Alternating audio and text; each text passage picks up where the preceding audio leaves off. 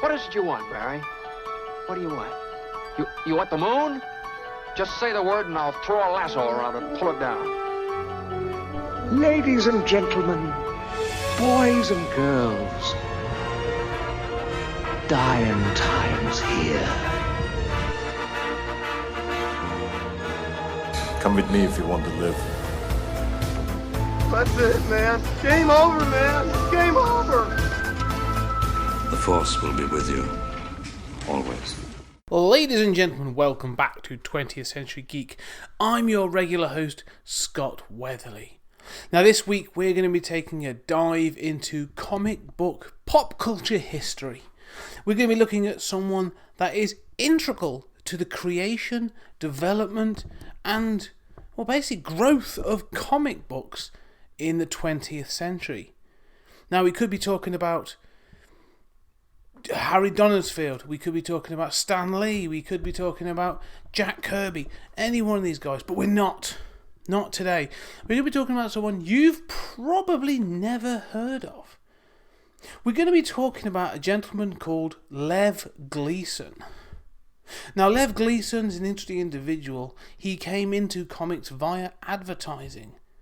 Now, that's actually sound interesting because the fact of the matter is, Lev Gleason was a part of the team that put together those Sunday comic books, or those Sunday comic strips, into a magazine format to be sold alongside things such as Hoover's. Now, that format was then taken sometime after and put into new original material, and they became comics. This guy has been involved in comics from day dot. And that's important. He then went on to produce a whole bunch of other things. Lev Gleason Publishing created a series of comics throughout the 40s and the 50s. But more than that, more than any of that, he stood up for what was right. An interesting individual, fought in both World Wars, 1 and 2. Went on to go against the American government during the Red Scare. And all those other things like the Wortham investigation. This guy's a fascinating dude. Why am I looking at Lev Gleason? Well, a book has been written about him. A book by his, I think what I'd say, his great nephew, a guy called Brett Dakin. Now he's written a book, American Daredevil, Comics, Communism and the Battles of Lev Gleason. This is a fascinating book and I'm going to be reviewing it in a bit more detail. But first, I'm going to pass you over to me and Brett Dakin. And we had a really good discussion about the book, about Lev, and about comic book history, and also what's right and wrong in politics today. Okay, I shall hand you over to me and Brett.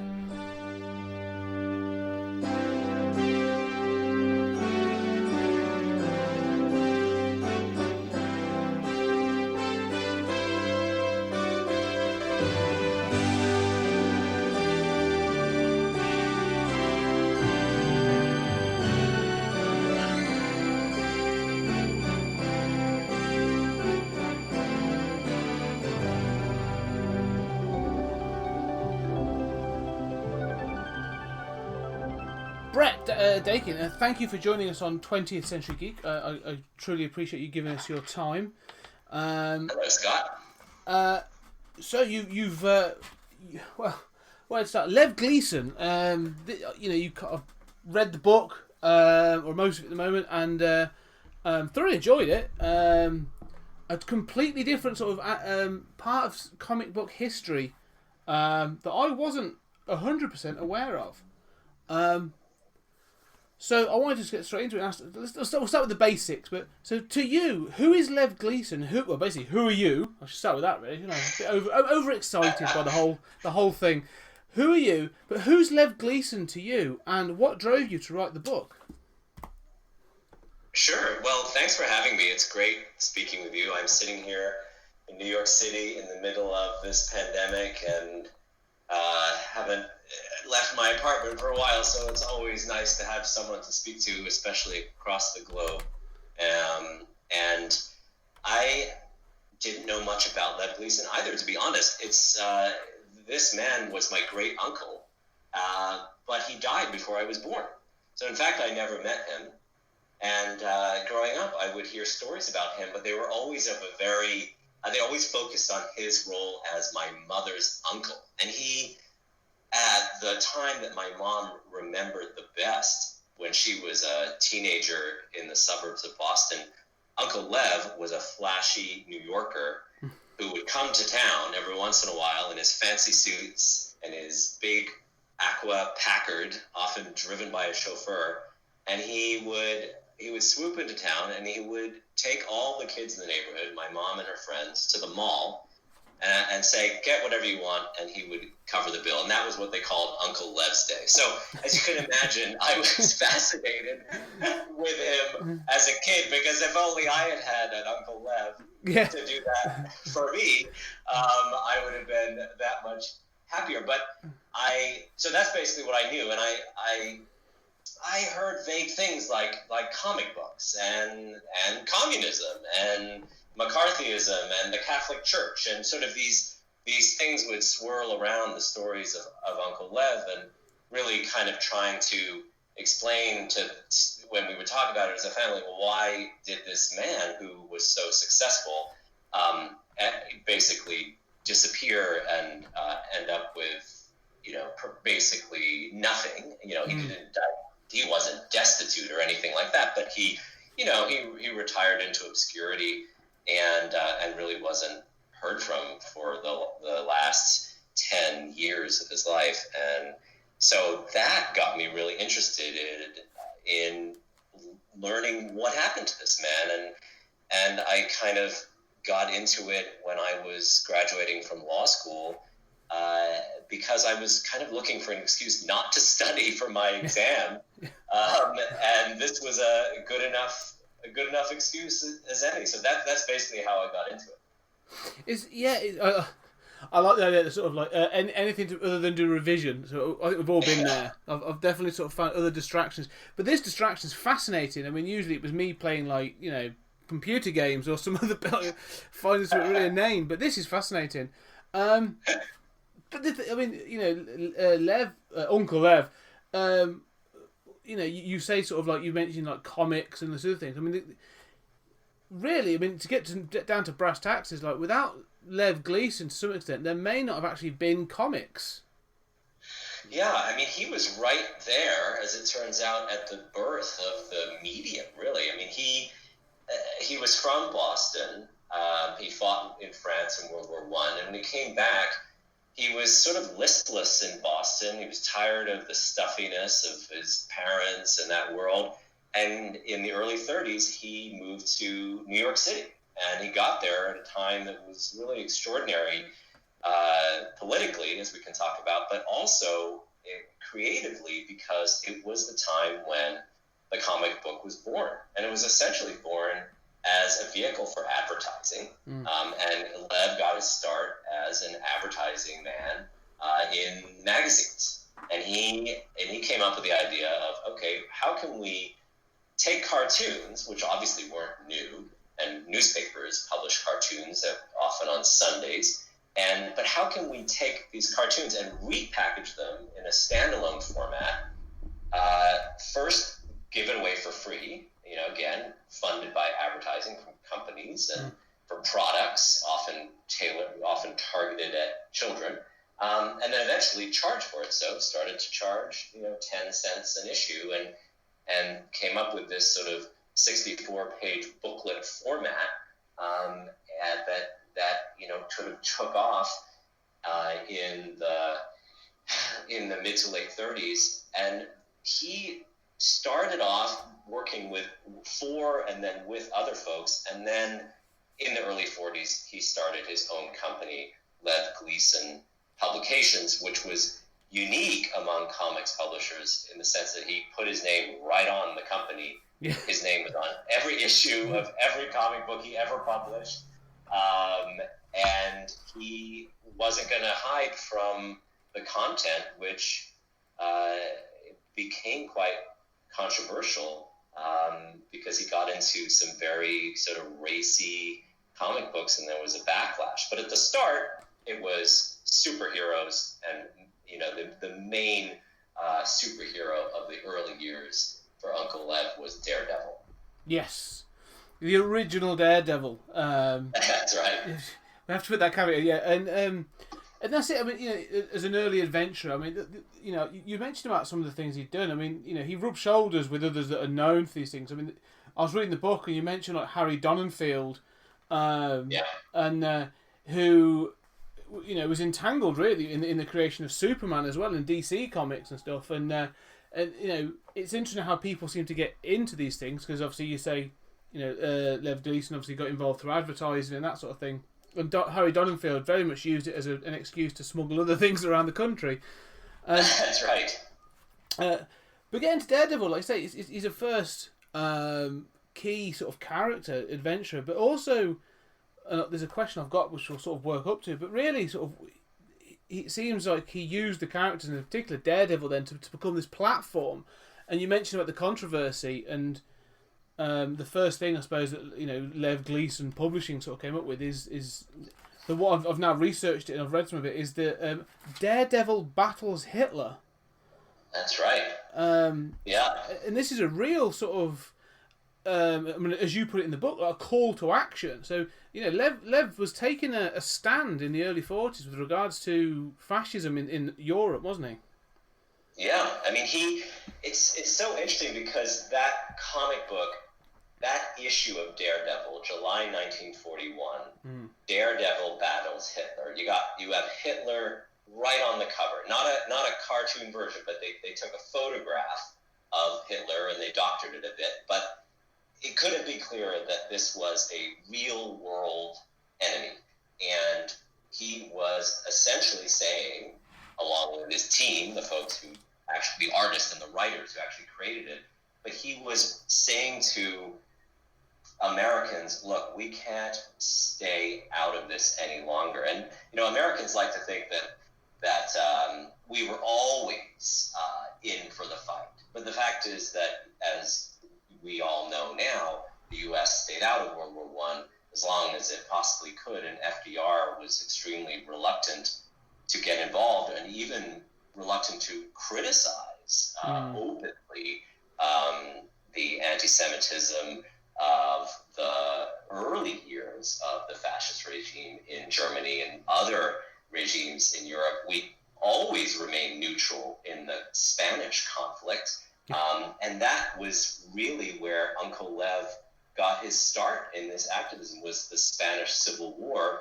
He didn't fight in the Spanish Civil War, but he was part of the effort in the United States to support the anti-fascist, anti-Franco forces in Spain from New York City. And they raised a ton of money.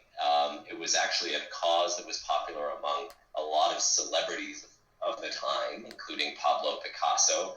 But Uncle Lev was on the board of this organization that was dedicated to helping refugees, Republican refugees from Spain who were escaping the Franco regime. And he, became involved in that period when he was working on comic books and getting to know those folks like Arthur Bernhardt and Harry Donenfeld. Those guys were not involved in politics the way he was. And they came from a completely different background. I mean, you had this guy, Lev, who grew up in New England. He went to Harvard. He studied at the Sorbonne after fighting with the army in France. He had gone to a fancy prep school before going to college. So he was from a completely different background, and his interests were much broader than the comic books. And so, as you say, he used them to a certain extent as a vehicle to promote his views about the world and the proper role of government and the proper role of the U.S. government at the time. Yeah, one thing to mention is that, you mentioned obviously he was involved in activism and everything from New York, but he wasn't like an armchair revolutionary for that. Like, he put his money where his mouth is, because, as you say, not only did he fight in World War I, he re-enlisted at the age of 43 to go and fight again in World War II, didn't he? So that's right. Yeah, he was very, he was a committed anti-fascist, and for what that meant to him was a strong belief in representative democracy, and for him, the United States, with all its flaws, which he was constantly pointing out, was the best hope for beating fascism at the time. So he was eager for the U.S. to get involved, and he was eager to get involved himself. So yes, he voluntarily re-enlisted, and he served for a couple of years. You know, he was much older by then, so he was not.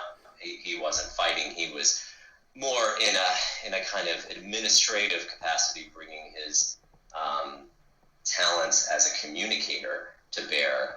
But he was really dedicated to the fight. And the extraordinary thing is that after the war, as we all know now, there was an obsession in the United States with communism as the Cold War really ramped up. And a good part of the book is about how Lev himself got sort of ensnared by that anti-communist fever. And this was before Joe McCarthy and the most outrageous abuses of the Red Scare. Yes. This is an earlier period, but I just found it so interesting because he, being anti-fascist, became un-American after the war.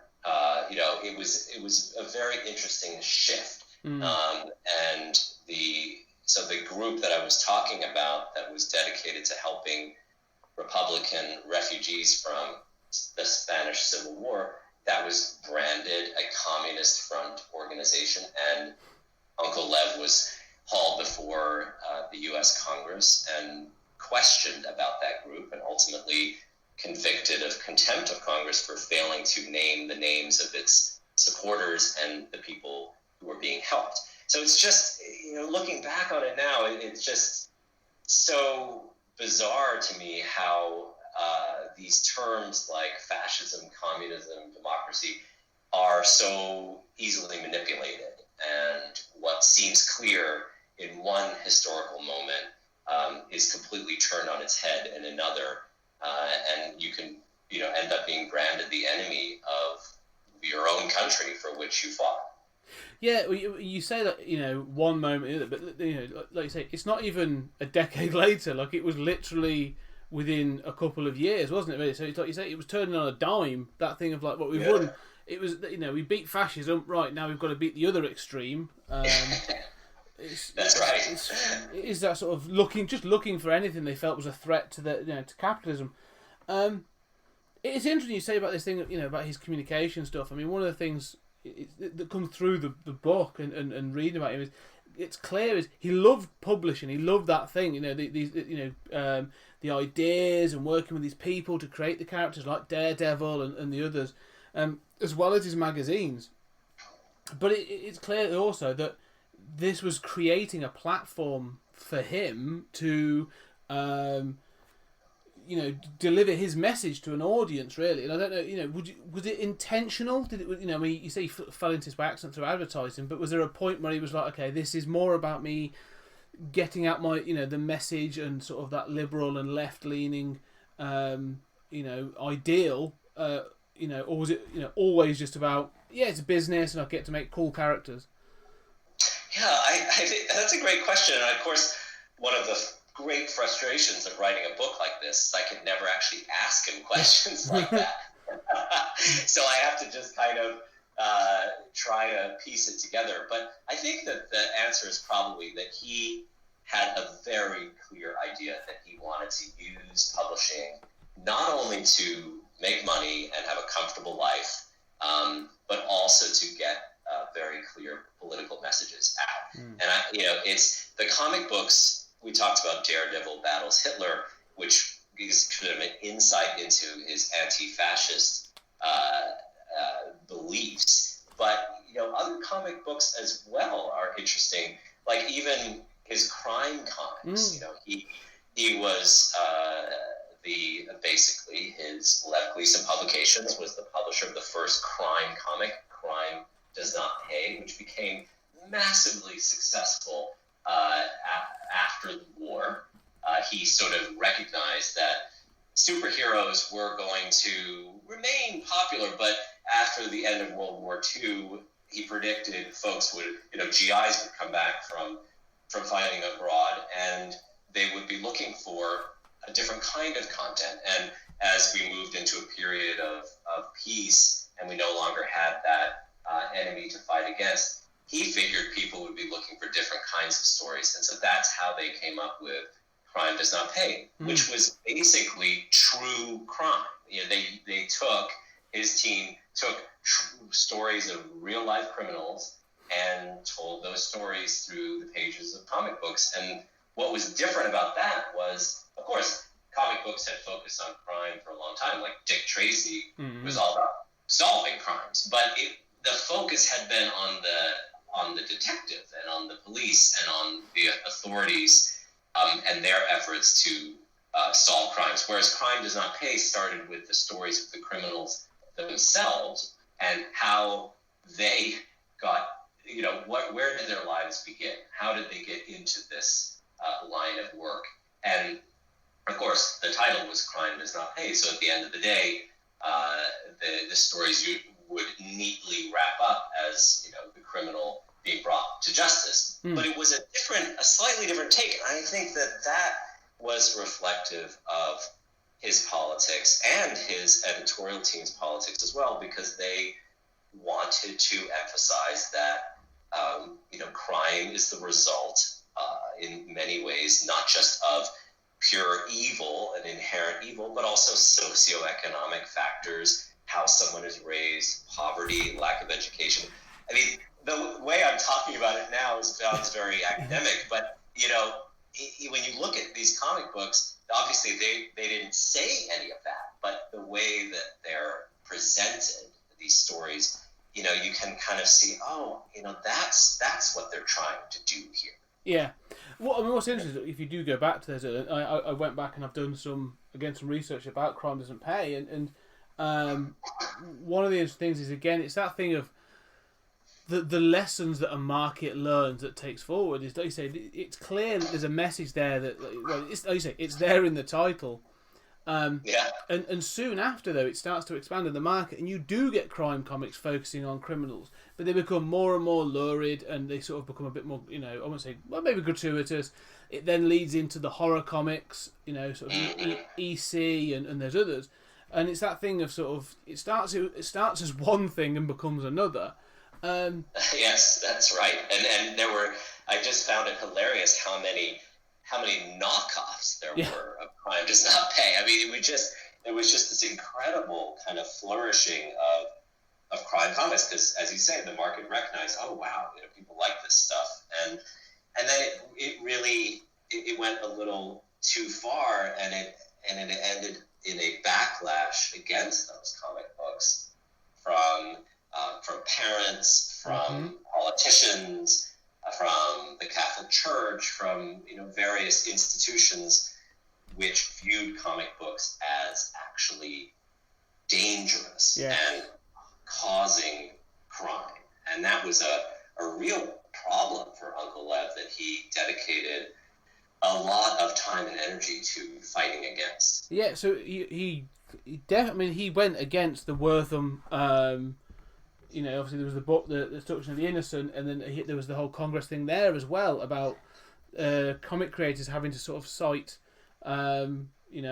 sources, and obviously the comic book codes that was the result. But so I understand that Lev was involved in that as well. That sort of standing up to say, well, no, they can be used for other means. But it's not a case of they're corrupting children and they're all going to become criminals.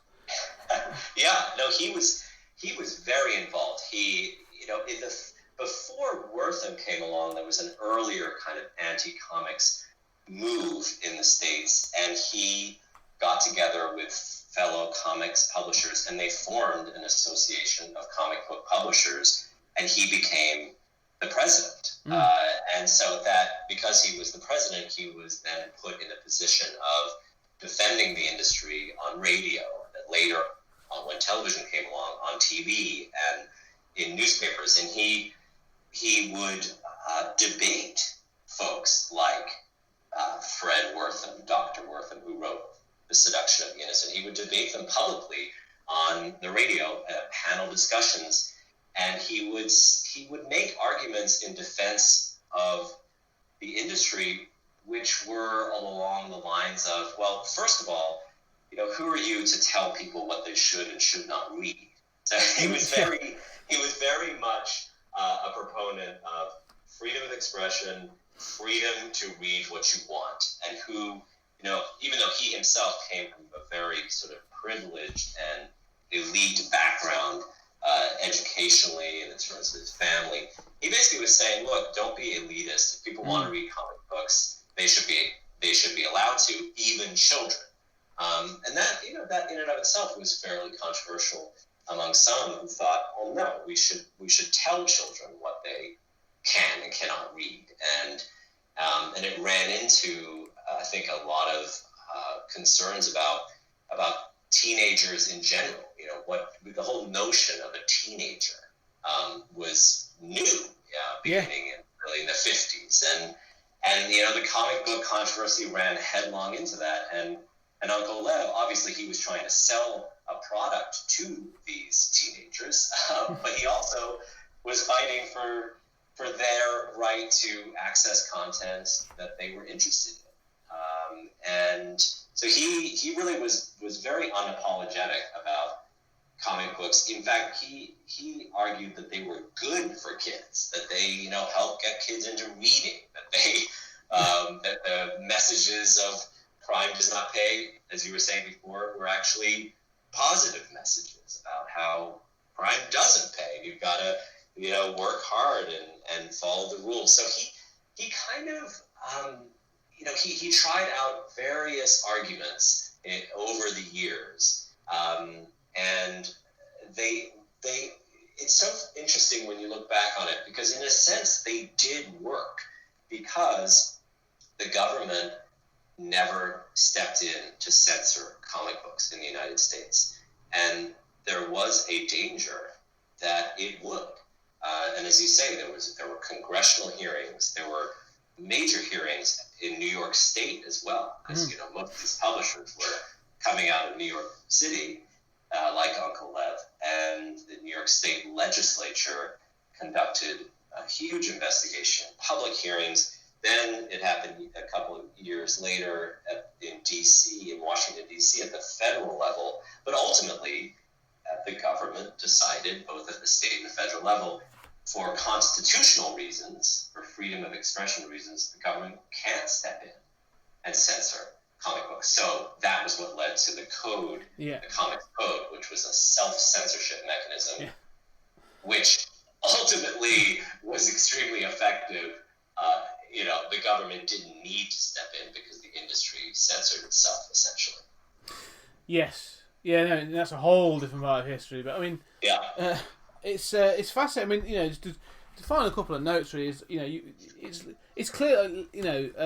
Lev Gleason is, a major part of comic book history, and sort of, like you say, fell into obscurity, and he closed the doors on Lev Gleason Publishing, and it sounds like it was for a number of reasons, really. Which is a shame, because I think I'm glad this book's I'm happy to sort of promote it, because I think it's a really interesting and crucial part of comic history and American history. But more importantly, the world's in a bit of a mess right now, and I feel that there's something to be taken from this book about standing up for what you feel is right, or what is right, to be fair.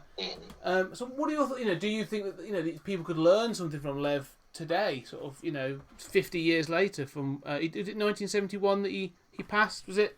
That's right. Yeah, that's right. And it's amazing that you say that, because he, just a year before he died, he, as you say, he had retired into obscurity. He had left comic books way behind. I mean, he didn't even he shut down his company in 1956, and he didn't even try to hold on to any of the rights to any of these characters, any of these stories. He just gave it all up, and he just left it behind. But I found a note that he published a year before he passed away, which was actually in the anniversary Harvard class of 1920 alumni book, where each member of the class would kind of report, this is basically what I did with my life. And and most people wrote in and they said, well, I made a lot of money and, now I play golf and I'm, so happy that, my children are also successful lawyers too, or something like that. And, whereas Uncle Lev wrote in and he gave a brief summary of the titles he had published, including some of the more controversial ones. And then at the end, he said, I have great hope for the future because I'm looking at these young people protesting the war in Vietnam, and I think they're absolutely right. And so I'm looking forward to a future in which we have less war and black people come into full equality. And I mean, that is what he wrote. And so when you say, well, is there any resonance for what's going on today? Well, I think absolutely our political situation is, and Americans really are becoming more comfortable calling the Trump administration a fascist government. And it's especially in the wake of the Black Lives Matters protests, which has resulted in this incredible federal law enforcement response, where now in cities like Portland, you have unmarked vehicles carrying federal troops. Really, they're not military troops, but they're essentially troops who are not wearing any identification, and they are swooping in, picking people off the street, them into unmarked vehicles. Now, that has really brought us to a whole new level. But it is essentially the same thing that Uncle Lev was. America is not a lot of laws. For example, the treatment of black charities. But we have to fight really hard to protect what we've got. Representative democracy in which we can express our voices freely.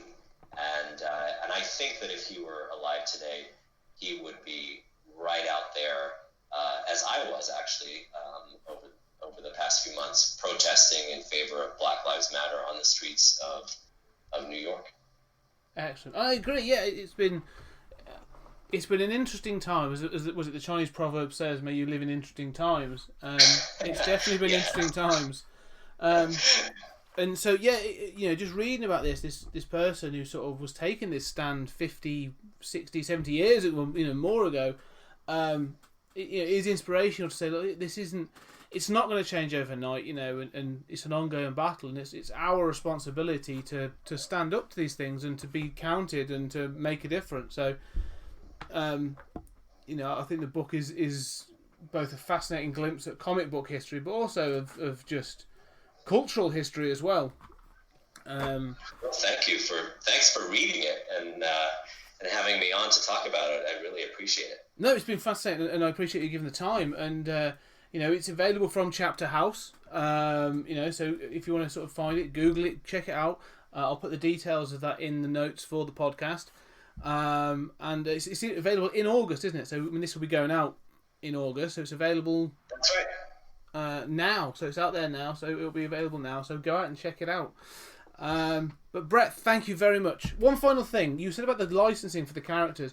Is there any possibility of any of the Lev Gleason publishing characters ever making their way back to the 4-color pages? There is, in fact. It's the interesting story about how this book was published, which was that I was actually contacted by my publisher, Chapter House. They're a Canadian publisher based in Toronto, and they actually publish comic books. This is really the first time that they're publishing a book, and they are planning to publish new stories in a contemporary setting using some of the characters that appeared in Lev Gleason publications, like Captain Battle, for example, is one of his other heroes. So yes, these characters are in the public domain. So they are free to be used and repurposed in new stories. And Chapter House is one of the publishing houses that has plans to do that, and they really believe strongly in reviving these characters and sort of reviving Lev Gleason Publications and its political values as well. And you'll see Chapter House Comics, they tend to have pretty progressive values as well. So I didn't know anything about that, but when they learned that I was writing a book about Lev Gleason, they looked me up and we got to talking, and it seemed to make sense that they would publish his story. Excellent. Yeah, and again, go to if you want to find Chapter House, their website, it's on Google. But also, I did check, and it's sort of a bit of a loaded question because I fully knew that was the case.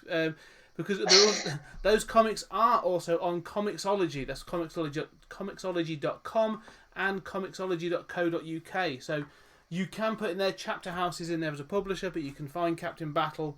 They also produce Captain Canuck, who's like the basically Canadian version of Captain America, and it's very cool. So go check that out. Yeah, and I will say that my book is also available on Waterstones and Foils and a bunch of other UK booksellers. So I did verify that before getting on. You can find it that way too. It might be easier to get your hands on a copy that way. Excellent. I'll confirm that, and I shall put links and notes in the podcast notes. Brett, it's been a joy. Thank you very much for coming on. And thank you, Scott. And hopefully we'll see more of Lev Gleason publications in the future. That would be great. I really appreciate it. Great chatting with you. You too. Thank you. Bye-bye. Cheers. Hey.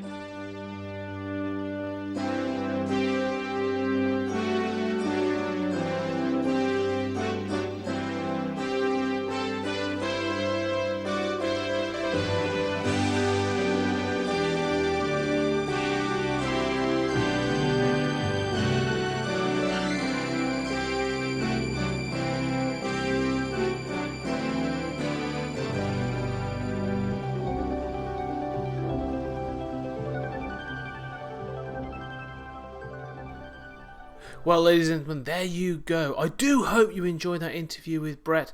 It's a fascinating topic, and Lev Gleason seems like a fascinating guy. I really enjoyed talking to Brett, and I think the fact that this is more than just a usual comic book or sort of review kind of discussion was much more interesting for me. And I think that's why the book's actually really important in itself. American Daredevil, Comics, Communism, and the Battles of Lev Gleason from Chapter House. And notes and links to where you can purchase the book will be available in the notes below for this podcast. But to review the book in sort of short terms, really, is to say, yes, this does give some history to comic book development. There's several pages dedicated to the creation of the comic book itself, how he got into, because obviously he was coming from advertising and he was involved in that. It also covers things like how, as he became a publisher, he was involved with other people such as Harry Donenfeld, who became incredibly important for DC Comics. He's a person seriously worth looking into. I suggest looking at books. There's a book called Superman: Birth of a Hero, which is all about the like a biography of Superman. Men of Tomorrow by I forget the guy's name now.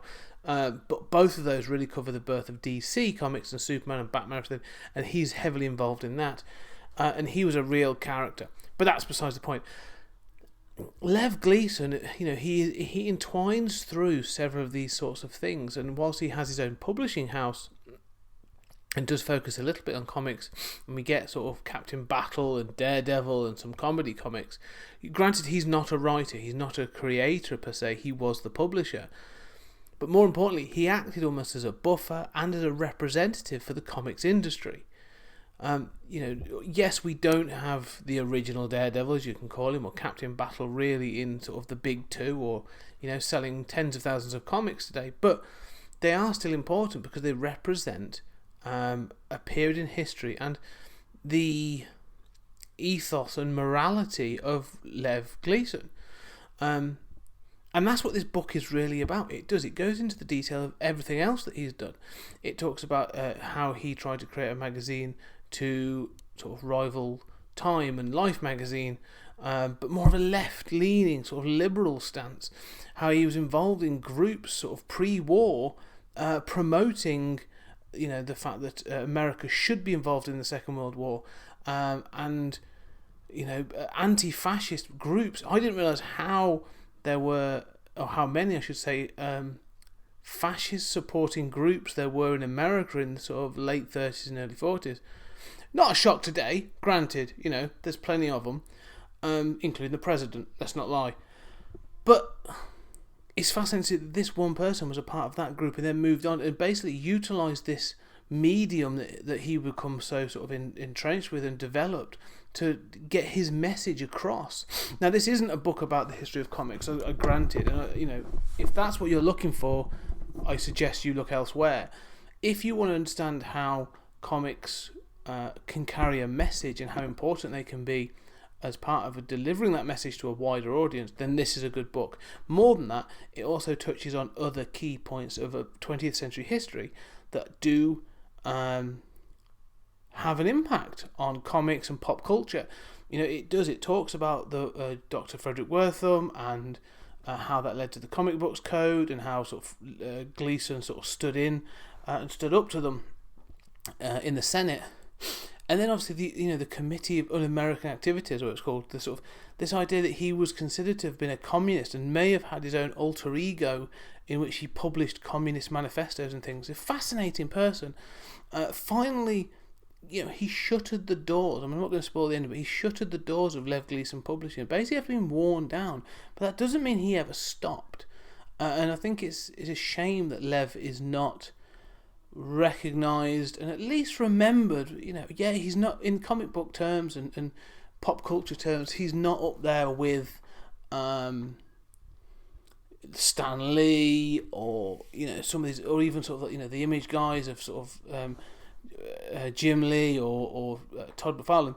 Fine, but he stands for something, and more important that he stood for what was right, and he put his neck on the line to sort of defend that, and I think that's brave and important. There are several things to consider, though, that I will shout out as on the other side. I mean, we talk in the interview and in the book, it sort of leans on this idea of the original Daredevil in this Daredevil battles Hitler. Well, it should be noted, obviously, that whilst that came out in July 1941, in March 1941, Captain America #1 came out with a very similar concept. So he wasn't the first one there, and that's not really mentioned in the book, and I'll let that slide, but it is worth noting. And there are a couple of other things like that in the book, but what I would say is it's fantastically written, it's personable, it's incredibly well researched, and this guy is a fascinating character. I highly recommend the book. It is available in all good bookstores and Amazon, as is everything.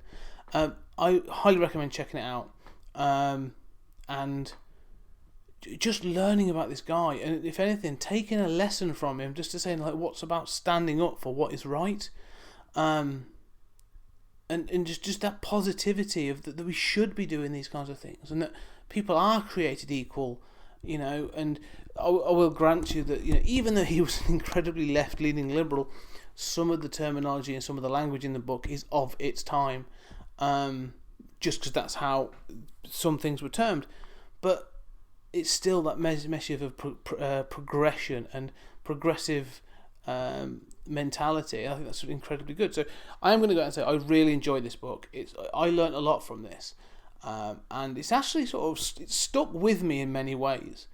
And having had and been given this platform of a podcast, whoever listens to this and other things that I do, it makes me realise that not only do I have a voice and a platform, I almost have an obligation to entertain, fine, but also sort of make sure that we are on the right side of history, and that we are I am standing up for what I believe in, and there will be more of that probably going forward. So I hope you. So just want to round up. I hope you enjoyed the interview. I recommend this book. and I'm going to be passing my copy on to several other people just for them to check out.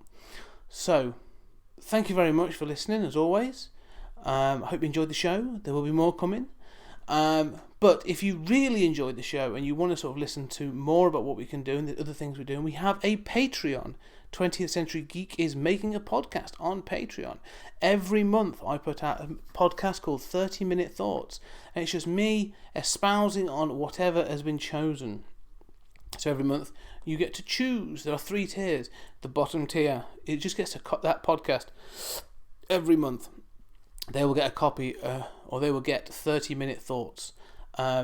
If you are in the next level of the camp, then you get to choose what that 30-minute thoughts is about. I will put out a poll, and you get to vote on it, and you get to choose. If you're in the category above that, not only do you get the podcast, not only do you get to choose what that podcast is about, but you also get to vote 4 times a year on a show that will be appearing on the main feed. And the choice has been made. We've already done it. I have a Patreon at that level. I put out a poll for them. They made a choice, and I will be doing, on the next episode, I will be talking about American comedian from the late 80s, early 90s, Bill Hicks. A fascinating guy, another fascinating guy from history. Again, sort of a little left-leaning, so you can sort of see where I'm going with life. And I can't wait to talk about him. So please check out the Patreon. I really appreciate my supporters. I think they're fantastic, and I it really makes all this worthwhile. So thank you to them. If you don't want to give a monetary support, and I completely understand why, then please go on your podcast catcher and leave a review, 4, 5 star, whatever it want to be. Just leave a review and let us know what you think of the show. It's greatly appreciated. Other than that, just spread the message. We are on Twitter, Facebook, Instagram. I have an email. We have a website, 20thcenturygeek.com. There's all kinds of bits and pieces on there. Check them out. Give us your support. Get in contact in any way you want to. I love talking with listeners. Okay, hope you're having a great summer. Hope you're staying safe. And I will talk to you next time.